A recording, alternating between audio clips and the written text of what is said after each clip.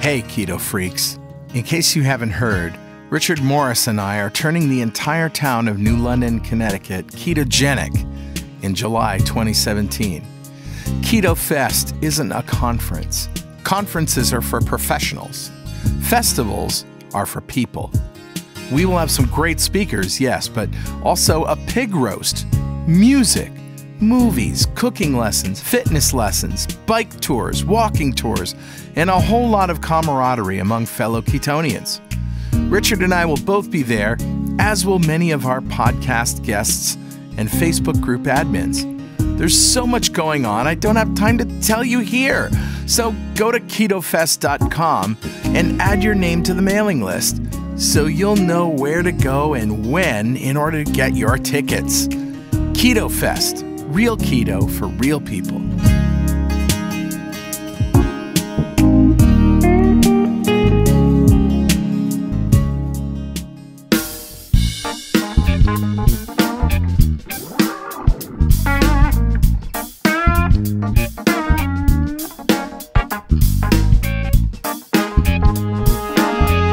Welcome back to Two Keto Dudes. This is Carl Franklin from Connecticut in the United States. And in February of 2016, I put myself on a ketogenic diet to take control of my metabolism. In just 2.5 months, I managed to reverse all my markers of type 2 diabetes with diet alone. As of now, I'm about 80 pounds lighter with no sign of diabetes or heart disease. I'm Richard Morris from Canberra, Australia, and I've also been on a ketogenic diet for over 2 years. When I started, I was very sick with complications from type 2 diabetes. Within 6 months of starting a ketogenic diet, all of my biomarkers of disease had disappeared. Had disappeared.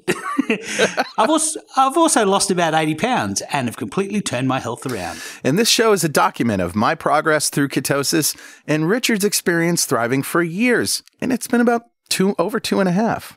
Yeah. In ketosis. And hopefully that might help a few people who are curious about this kind of dietary hacking. Yeah. We're not doctors. We don't want to give anyone any medical advice.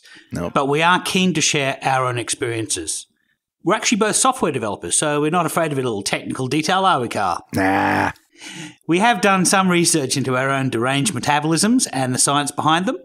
We hope to share some of that research. Where possible, we intend to put links in the show notes to cite research supporting any claims that we make. Yep. You'll probably work out pretty quickly that we are both foodies. Oh, yeah. We love to cook and we love to eat. In every episode, we both share a keto recipe that cannot be ignored. We do. So, Richard, let's start podcast episode 42. Grit.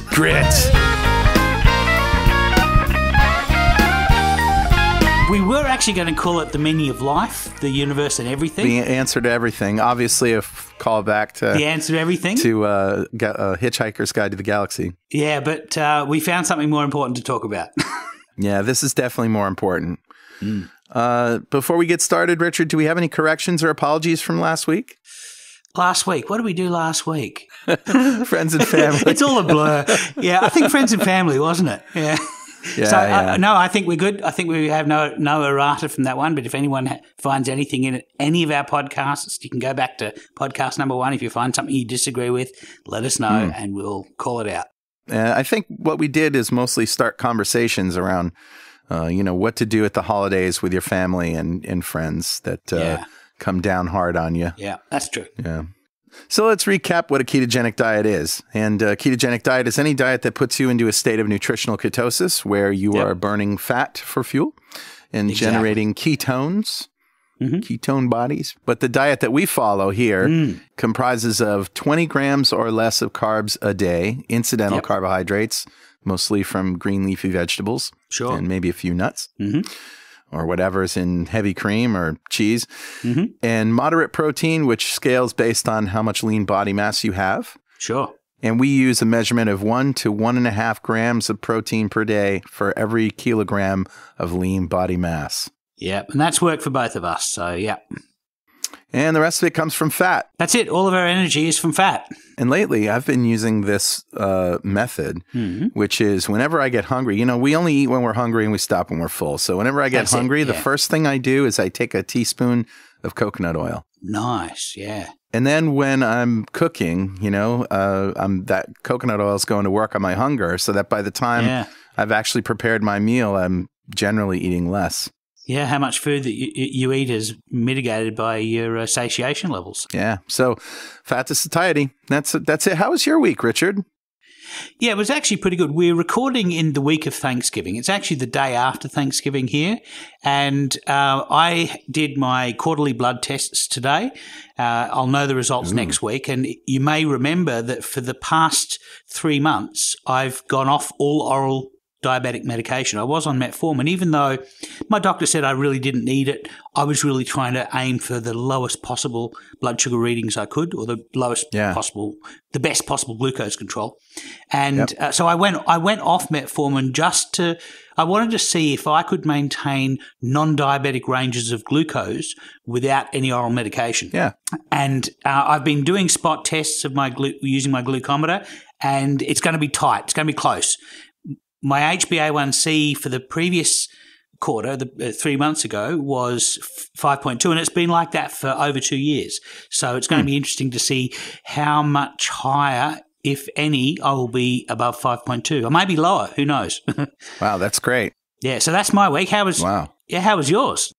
So Thanksgiving here in the States was last night, actually, after, we're recording this the morning after here in the United States. And I had a great time. I basically prepped my gravy stock the night before on Wednesday. Yeah. And so that meant I went out and I bought turkey necks, 3 turkey necks, and I browned them up, and with the femurs from the thighs that I did, we did this whole show where I put up spatchcocking thing. Yeah. And so I made the stock from that and put it in the fridge overnight and made gravy from it yesterday. And I did the turkey thighs stuffed with herbs, and I got a turkey breast, and I made low carb stuffing and cauliflower mash, and I'm getting hungry again. And I did Julie's German cabbage too. Oh, you did? How was that? Yeah, everybody loved it. That was fantastic. Nice. Yeah, the fennel seed and the cloves just make that pop. Yes. And cider vinegar. And I also made my Brussels sprouts. So we had 3 cabbages, really. We had cauliflower, we had Brussels sprouts, and red cabbage. Nice. No complaints. All the high carb people didn't notice, right? Nobody noticed. They all thought it was good food. It was just good food. That's the trick. Yep. That's how you do Thanksgiving. That's how you do Thanksgiving. So, and I didn't put on any weight because my glucose was under control the whole night. Oh, and I also did the pumpkin mousse, and we all had a little bit of that afterwards. I mean, it was essentially a repeat of what I did before. Yeah. All right. Well, before we bring Shane on, let's get to some mail.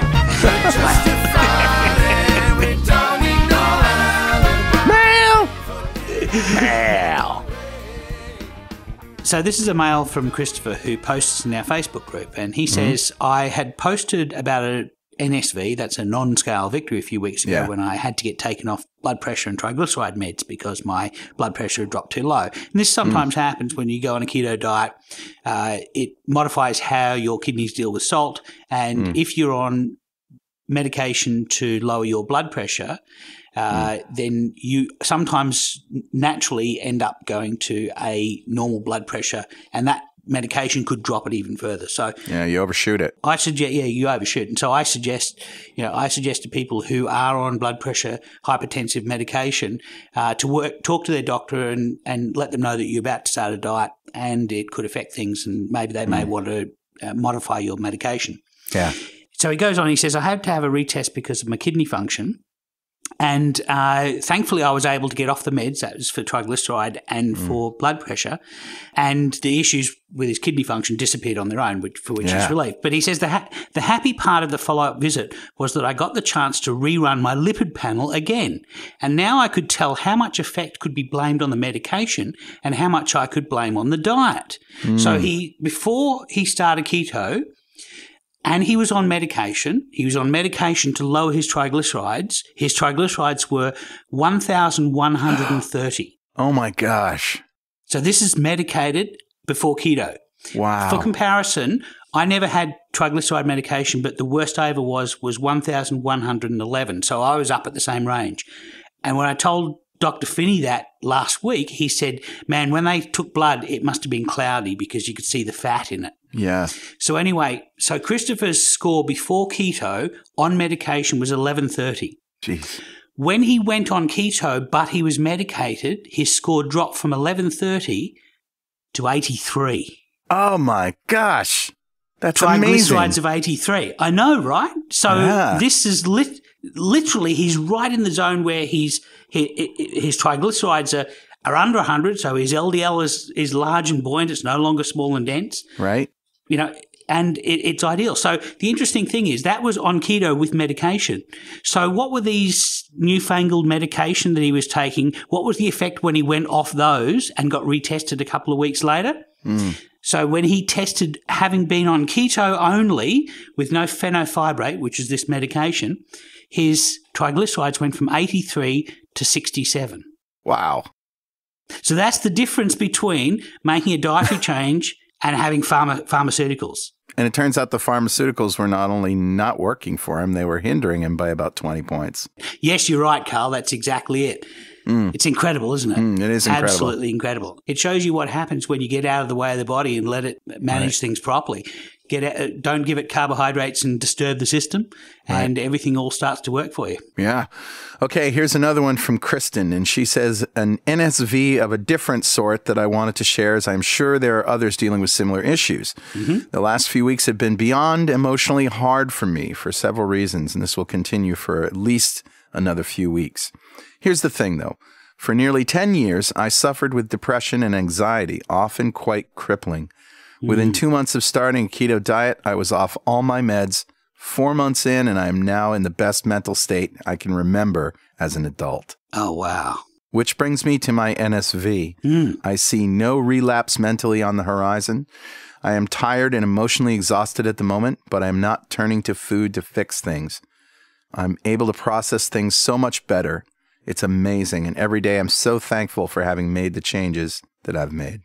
Oh, that's incredible. It really does. Brenda was telling us this on episode 21, that it really changed her depressive cycles, and this is just a wonderful example. Congratulations, Kristen. Yeah, congratulations, Kirsten. So the third mail that we have was from Sania, and Sania says, I had a checkup at my cardiologist today, the same cardiologist who last year told me it would be quote-unquote highly unlikely that I'd be able to reduce my cholesterol without taking one of the 3 scripts that she had written for me. Well, I never filled any of them, and I did improve my lipid scores with diet alone. Fancy that. Yeah. Well done. We've all done that. That's awesome. Anyway, so today I broached the idea of a calcium heart scan, and to cut a long story short, she doesn't recommend it and wouldn't give me a referral as she doesn't feel it's necessary. I don't actually need one. I can just have it anyway. But she did say that if I wanted to, she would refer me for an angiogram. This is actually a much more complicated procedure that costs a lot more money. And it's invasive, isn't it? It's invasive, and it's done by cardiologists. So, you know. Right. They don't want to go sending any money to radiologists, obviously. Anyway, back to Sania. She says, in her words, this is the cardiologist, a calcium scan would not show soft plaque in the arteries, whereas an angiogram will. And as I have high cholesterol, 7.8 total, that is what causes the soft plaque. Therefore, that's the risk factor I should be taking the cholesterol-lowering drugs for, according to the cardiologist. So I mentioned to the cardiologist that I do research without blindly following what people tell me, and and that there is a lot of research pointing to the fact that cholesterol is not the huge deal when it comes to coronary risk factors, as we have been led to believe. I think her eyes may have glazed over at that point.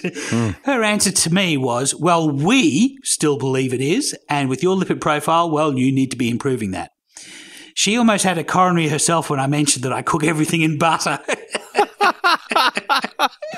Yeah, so I really appreciated myself getting my own calcium score because I got a score of 0, and that's good. But what's better is that I know exactly what's happening in there.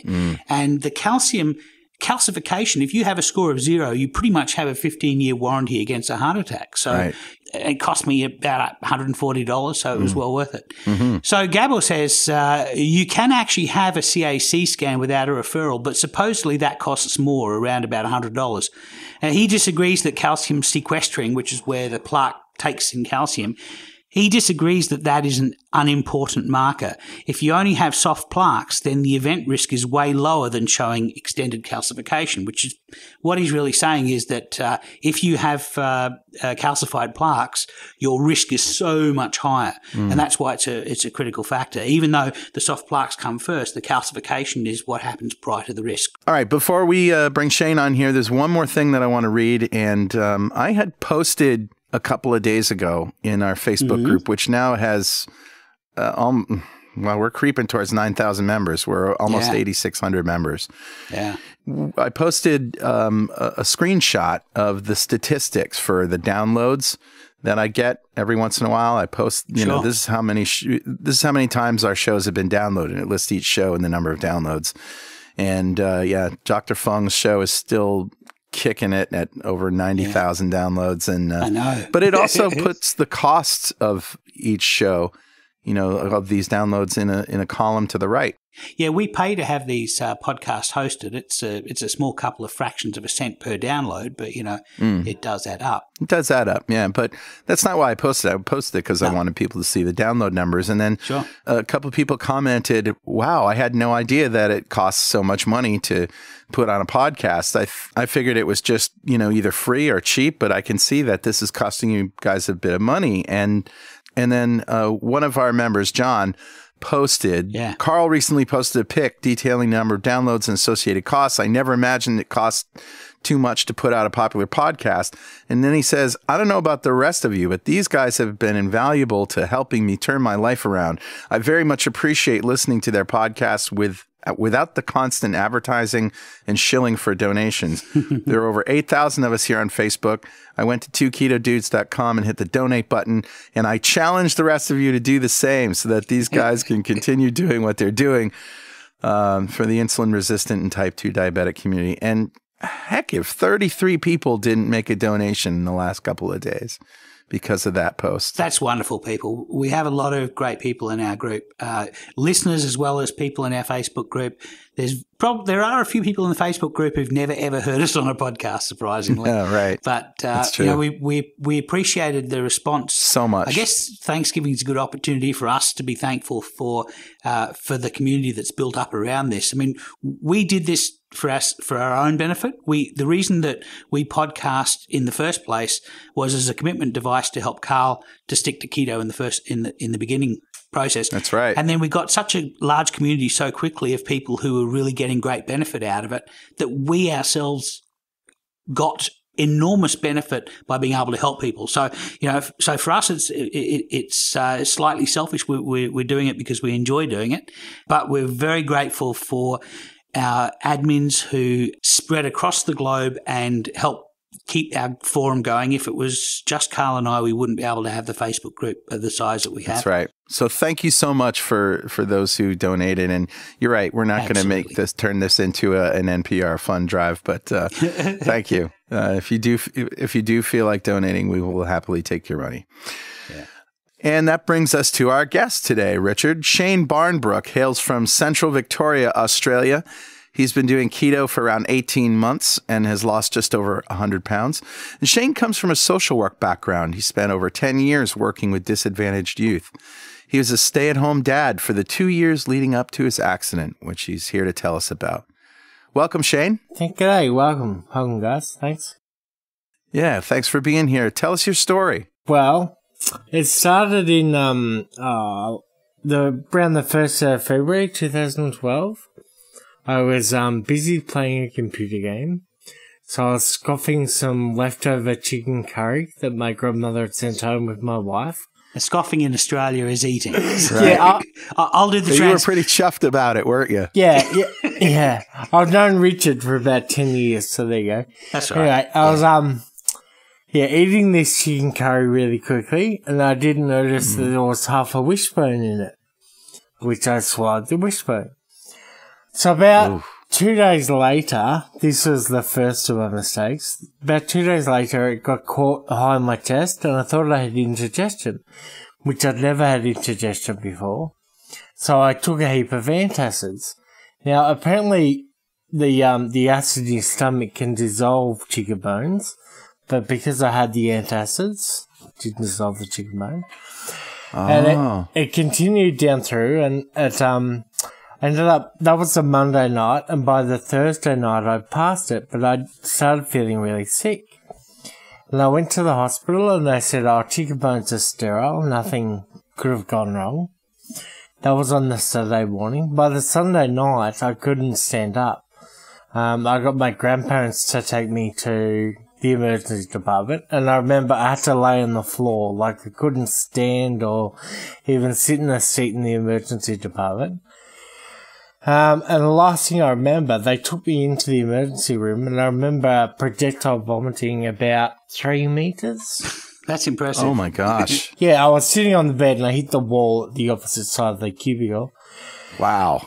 Apparently they kept me in at that hospital, and that was the last thing I remember, was that vomit. They kept me in that hospital, and by about 3 in the morning, they sent me down to a bigger hospital in Melbourne. The next morning, they started an operation. I remember none of this. I continued to go downhill, and after about a week, they'd done, I think it was 9 operations.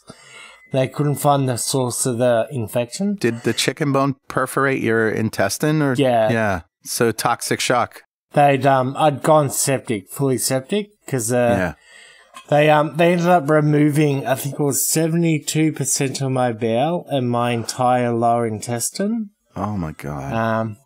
I was in an induced coma for just over 2 weeks. It was something like 13 operations they had until they found the infection. Wow. All this I should have said, on the 11th of February, so this started basically on the 1st, on the 11th of February, they called in a Catholic priest to read my last rites and got all my family in and said, he's not going to make it through the night. So that was the 11th. Wow. Then on the 15th of February, my wife gave birth to our 3rd child. So she was 9 months pregnant through all this. And when they brought me out of the coma, I don't really remember the first 3 or 4 months. But I developed a thing that only people that get severe septicemia get, and that's called critical illness polyneuropathy. And it's basically a complete atrophy of all your muscles. So my first memories, I had to have a tracheotomy. I've still got a really nice scar in the middle of my chest. And with that tracheotomy, of course, you can't talk. And because I had complete atrophy, I couldn't move anything below my neck. So even like if you imagine having an itchy nose, and you can't move your arms to scratch your nose, and you can't talk to say, can you just come over and scratch my nose? You just have to lay there and deal with it. Wow. So I was in the ICU for about 6 months, intensive care unit, and then they sent me to a rehab unit. But because of my size, they weren't turning me side to side well enough. And so I developed a pressure wound on my back that also went septic. So they ended up having to send me back to the original hospital. And I had 2 lots of surgery on my lower back where they ended up, I got osteomyelitis, so that's an infection in the bone. So they had to cut out my coccyx. Oh my God. And I actually still have the remnants of the pressure sore. I've been told that may never heal. Wow. Like even though, so there's still sort of an open wound, which I say I'm in good company. I mean, Henry VIII had an ulcer on his leg for 40-odd years. And a famous turkey eater. Yeah, that's right. And also probably a famous diabetic as well. Yeah, probably right, yeah. Massive. Probably the only one who could afford to eat the amount of food necessary to become diabetic in the Tudor era. So I went back to hospital and I was in a medical ward for 5 months. And then they sent me to a different rehab unit where I was in the rehab there for 9 months. So this adventure had been how long in total by now? 20 months, thereabouts. 20 months. Yeah. So I was home for about 3 months, 4. And I had no funding or any additional care. It was just my wife. And so she ended up she's got calcifications on her shoulder, a ligament tear on her hip, and a stomach hernia. So what was that caused by?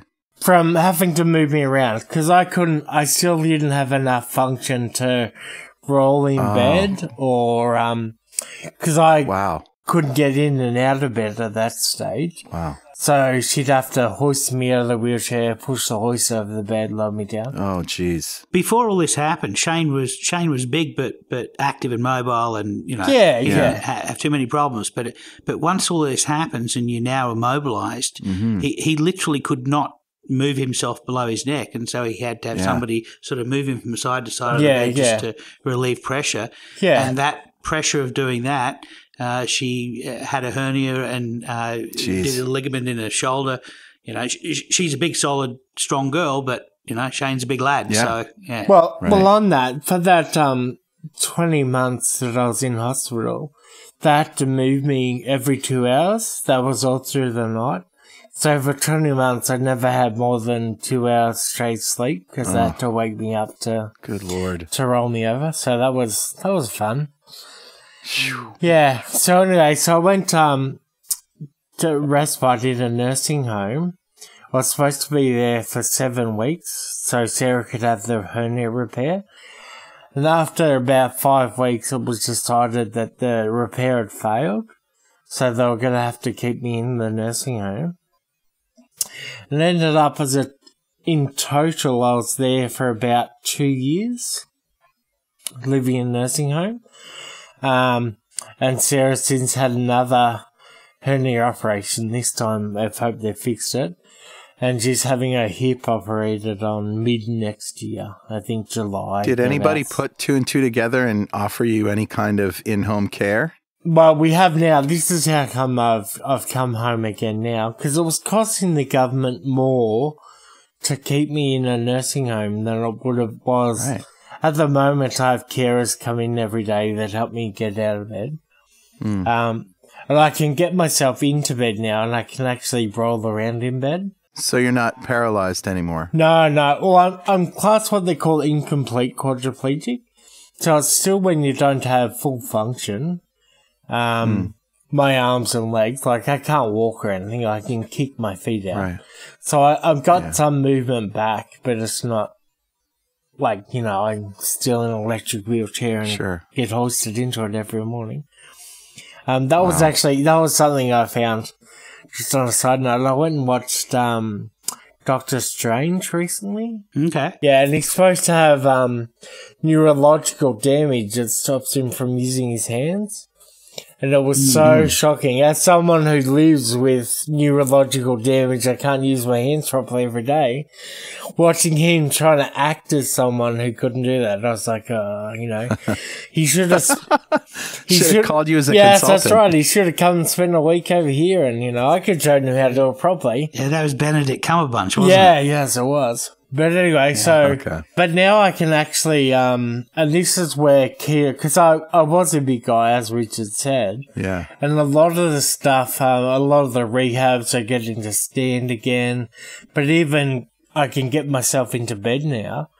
A lot of that was nearly impossible at my size because, I couldn't lift myself up to get across to the bed and all the rest of it. So how big are we talking here, Shane? Well, I had, we bought these scales before I got sick, and they topped out at 180 kilo, and I thought, that'll be, fine. And I got on it, and they said, no, too heavy, we can't read. One at a time, please.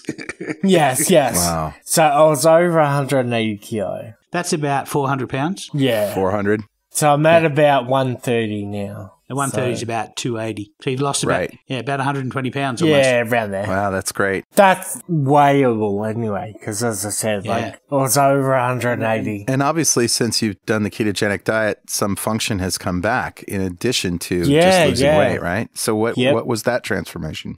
I was telling Richard, I've had an old friend I actually went to kindergarten with. He's a myotherapist, so he does nutrition stuff as well. And he's really on board with the keto stuff, and he's been able to help fire up my nerves and do a lot of those sorts of deep muscle massage and acupuncture and all those sorts of things to try and get that function back as well. So you had a problem when you were at the nursing home getting onto a ketogenic diet, didn't you? Yes. So what was that experience like? Yeah, that was very frustrating. Because in sort of, institutions, the thinking is definitely not ketogenic. So it ended up I had to, because I was starting to intermittent fast, so I wouldn't have anything until they bring around afternoon tea. Because normally they bring breakfast, so your typical cereal breakfast. Then they bring like cake and tea or coffee. And it was interesting, before I went there, they never had sweeteners. Right. So everybody had sugar?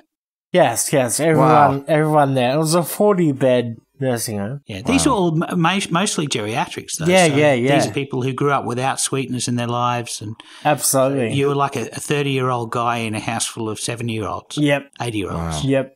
Jeez. So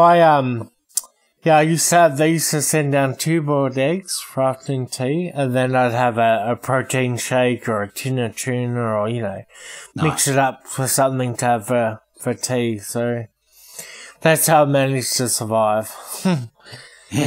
And now I'm home and having proper cooked real food. Yes, we just got 4 chickens that have just started to lay, so we have our own eggs coming in. Fresh eggs, they're awesome. Yeah. And you guys grow a lot of your own food, don't you? Yes. We've just put in a huge, I actually just posted in the keto group on a reply to Brenda's. We just put in a huge, we basically turned our front yard into a veggie garden, so. Nice. Got all sorts of different things growing. You do the same too, Richard, right? You grow a lot of stuff. Yeah, we do. Yeah. Warrigal greens and potamarins and silver beets and tomatoes, a lot of herbs as well. We use a lot of fresh herbs. Herbs are probably one of the easiest things to grow. I mean, you can have black thumbs. You could be notorious for killing plants and still grow herbs. They take punishment. Yeah, we had Sarah. Because we buy cheap cuts of meat, and one that's really cheap is chicken cutlets. They're just so. Sarah, we buy them and she just roasts them, and we picked our own, like a lettuce spinach mix, and there was no better meal than your homegrown lettuce and spinach mix with some freshly roasted chicken. I can tell you, it was amazing. Delicious. Yeah. So I can transfer myself now into bed.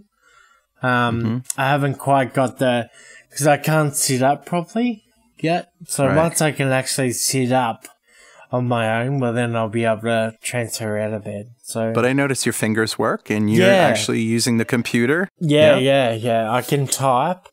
When did that function come back? It was probably only about 2 years ago. So it's almost 5 years. So that come back about 2 years ago. Yeah, well, slowly. Okay. When my hands first come back, I could bend my fingers probably at about 45%. 45 degrees, I mean. And now I can bend them all the way, like my fingertips can touch. You can make a fist now. Yeah. So, and do you think that will continue to improve? It will continue to improve, but at what level I'll never get back to being... Got it. A regular walking around kind of person. But, I'm sure it'll continue to. Did you have inflammation that was exacerbated by your condition that went down after you started a ketogenic diet? Oh, definitely. Especially with the rehab. I used to get, because you sit still constantly, you have a lot of swelling and stuff, particularly in your lower legs and just sitting still. Yeah. So keto has definitely helped a lot with that and a lot with my ankles and feet in particular. Yeah, that's great. And how's Sarah doing? Yeah, she's doing really well. As I said, she's entertaining tonight, so she's not around. But for her, the inflammation has been a huge thing with the ketogenic diet. Particularly, as I said, she's got especially her hip. The shoulder injury and the hip injury. Yeah. Yeah, the inflammation difference it's made just from not having those sort of carbs in a diet. Yeah. Huge. A lot of people don't really understand that, and some people in my family are among them, that even what we consider to be healthy carbs, whole grain breads and cereals and fruits contribute so much to inflammation that you really have to cut them all out. Yeah. Wow.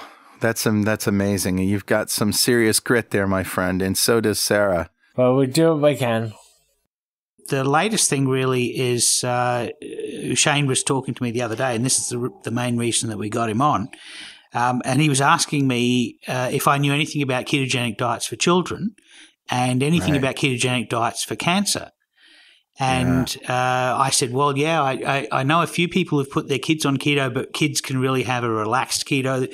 They're not going to get – kids are a lot more insulin sensitive than adults, and so that they can tolerate a lot more glucose than we can, especially when they're very deranged like the three of us are. I mean, Shane, were you diabetic before? You were diabetic before you got ill, or you were very close? Yes. I was on metformin, so I was pre-diabetic. But I had full organ failure, so I was on dialysis for a while, and that night when I was supposed to have died, my blood pressure was 37/17. And they had to, the head of the intensive care unit stayed overnight, and they had to use an ultrasound on my heart to make sure that my heart was still beating, because they couldn't feel my pulse, like they couldn't get a reading. So wow, you got to be pretty bad when the Catholic Church gives up on you. yeah. And as I keep saying to people, like, does that mean I can go out and sin now? I mean, I've had my last. I think you've got a free pass. Yeah. Do you have any triggers like around curry? If somebody says, "Let's go out for a curry," No. I still eat chicken, obviously. Yeah. Well, it's funny actually. Because the recipe that my grandmother cooked was like an old family favourite. It's a way to use up leftover chicken, so after big events. Right. And they cooked it about 12 months later, and like my grandmother was like, I swear, we've been through it, make sure there's no bones and all the rest of it. She served up a big plate to my wife, and like the first thing she got was a big piece of bone, and she was... Oh no. So... Yes, there. I remember after this happened, the first time Shane got online, pretty much the first thing he says is, I will never eat chicken again. But the problem is chicken is delicious. Yeah, I know. That's right.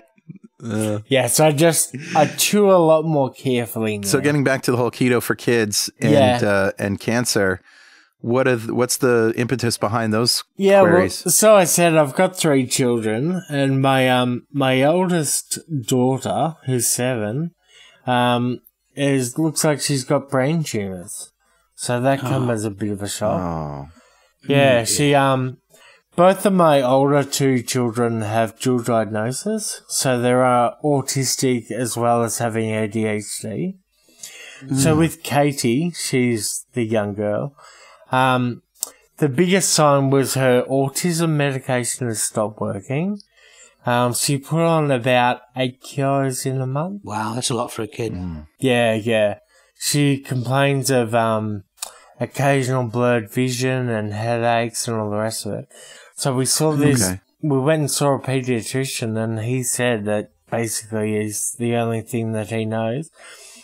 So she's booked in to go to our state's children's hospital to have scans, but because of her age, they have to give her a general anaesthetic. They can't just give her an MRI. So she has to be still for almost several hours, I guess. Whatever it takes. And they do the radio, like they inject her with the ink into her brain so they can test it all out. And so are they cutting their carbohydrates and all of that stuff too? Yeah, well, that's what we were going to do, because I'd sort of read through, I think it was even through you guys' group, through Keto Dudes, about keto having an effect on cancers and tumours and things like that. And so Right. That's as soon as I found out that was all going on, that's why I spoke to Richard about, what can we do? Yeah, there's a few really good success stories of people shrinking tumors with a ketogenic diet. Yeah. So that's what we're going to be going for.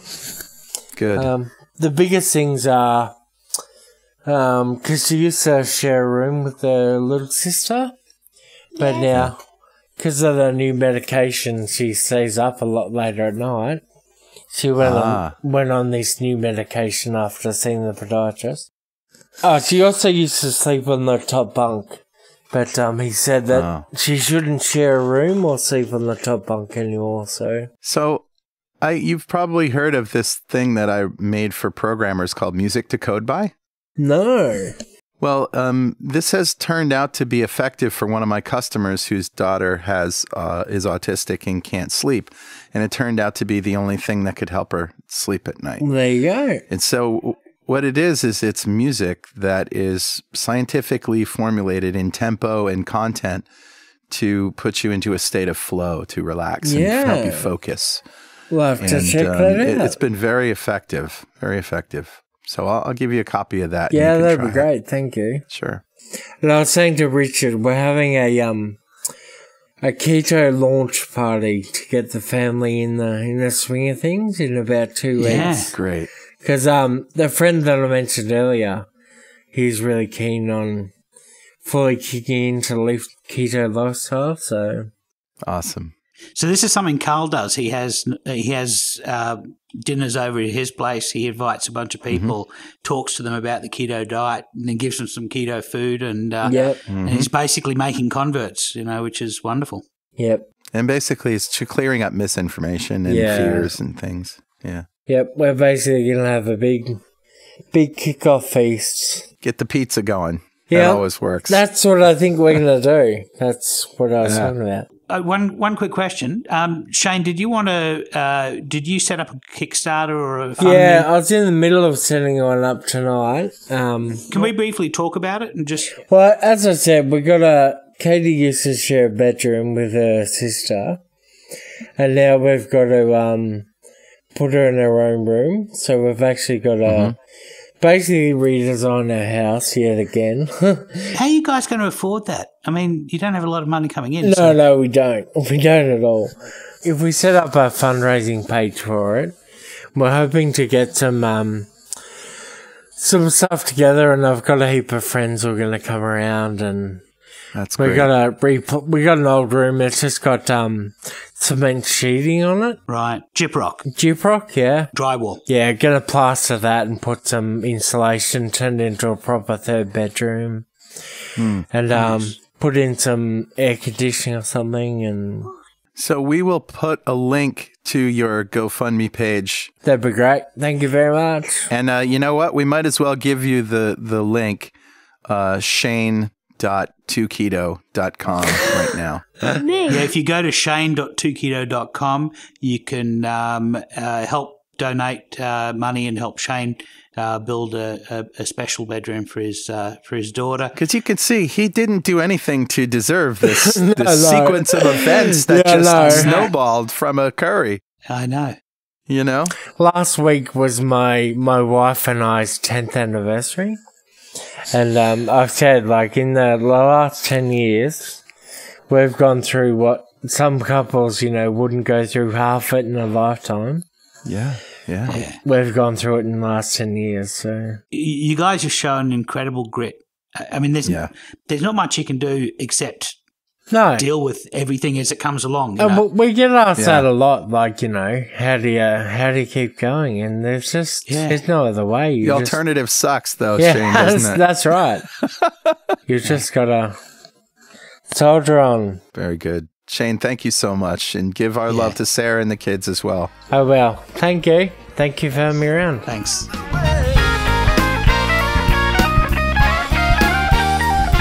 Wow, Richard, what a great story. Thank you for bringing Shane.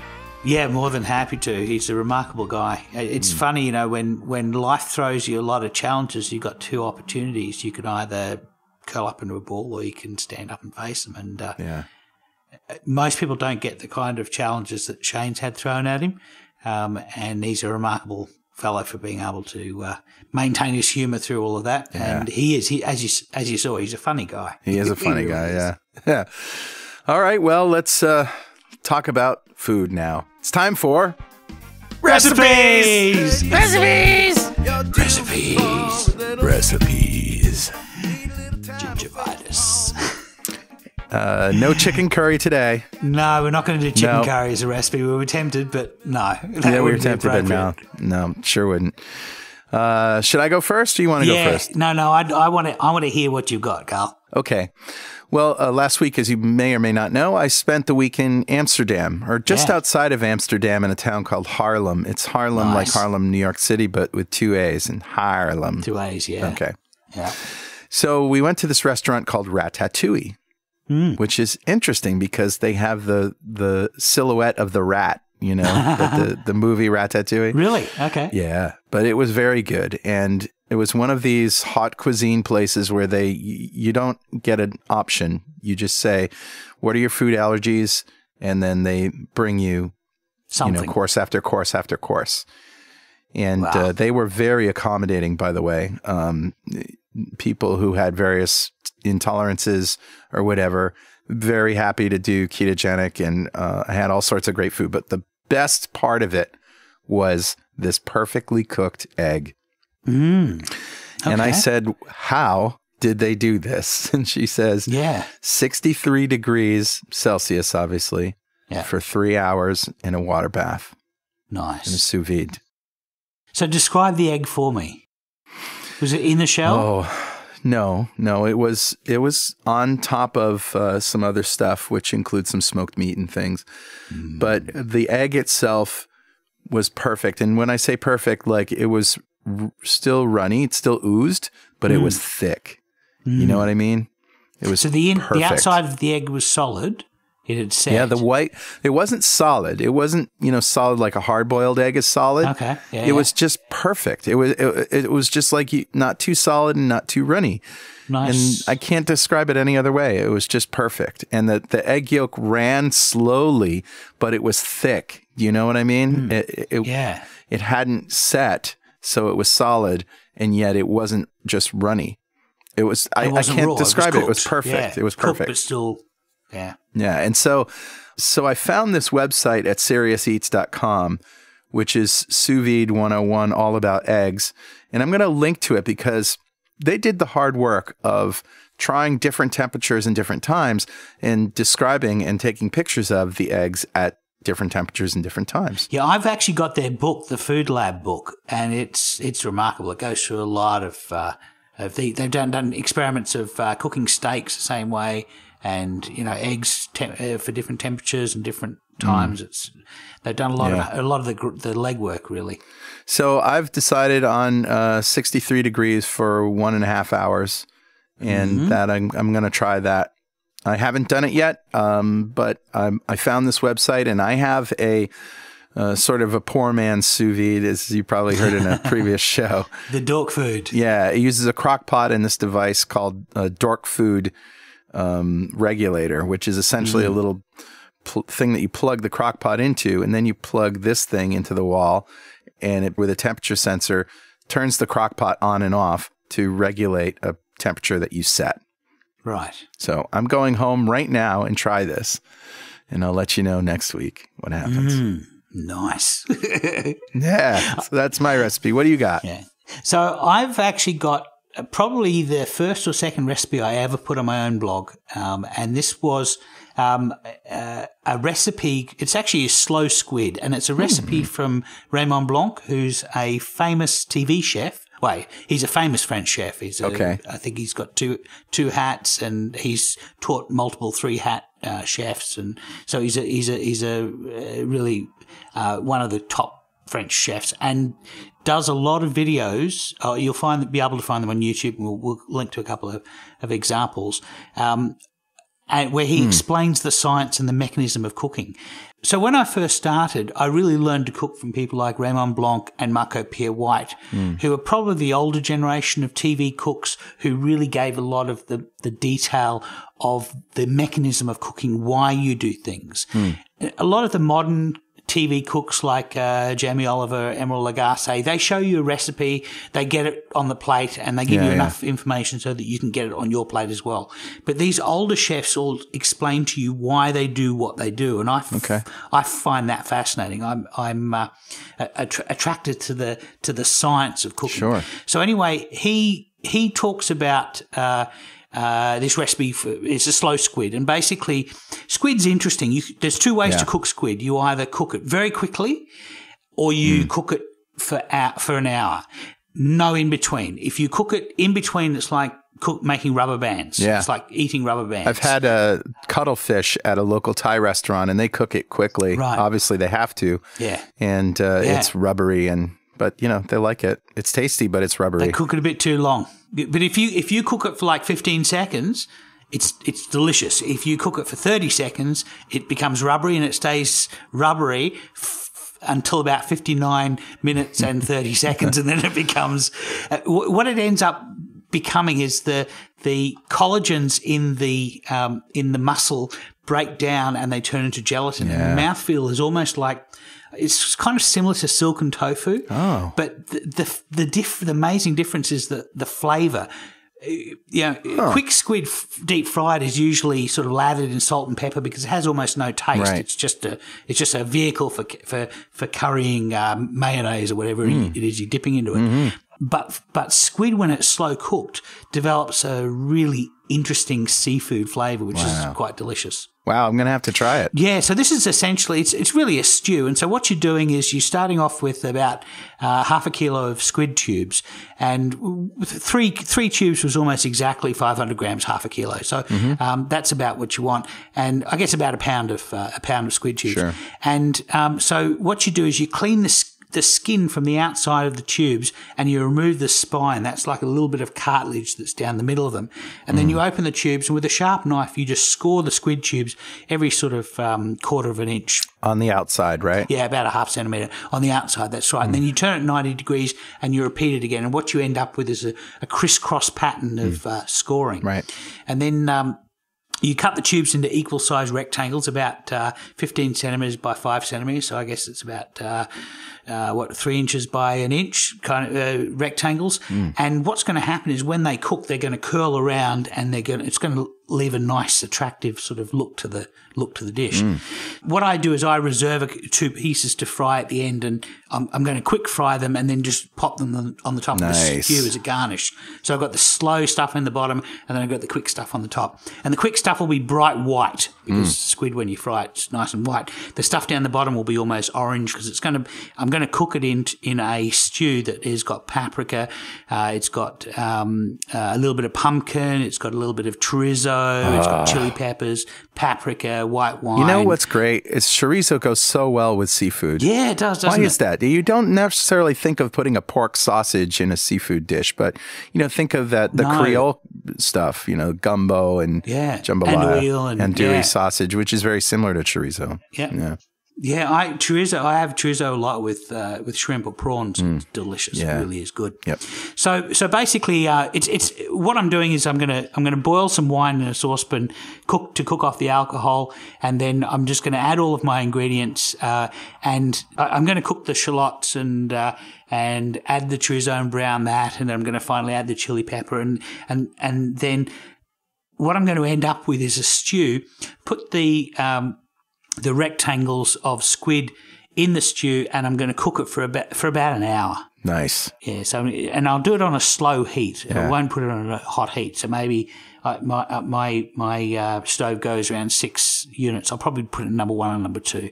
And you want it blipping just a little bit, and you're going to cook it for a good hour. If you cook it any less, it's going to be like rubber bands. But now, do you have a flame stove, like a gas stove or a propane stove, or is it electric? No, I've got an electric one currently. Yeah, I've for the past year, I've been in a pokey little kitchen in a place that I rented in Canberra. My home is we rent out to other people down at Bateman's Bay, and that has a very expensive DeLonghi nice gas It's way too nice for them. Yeah, I have propane ranges, and I found that putting them on low sometimes is too hot for slow cooking. Yeah, and I've figured out a technique when I do beef stew and things of taking the burners, which are these cast iron thick 1 inch thick grates, and stacking them on top of each other. So I have about 3 high.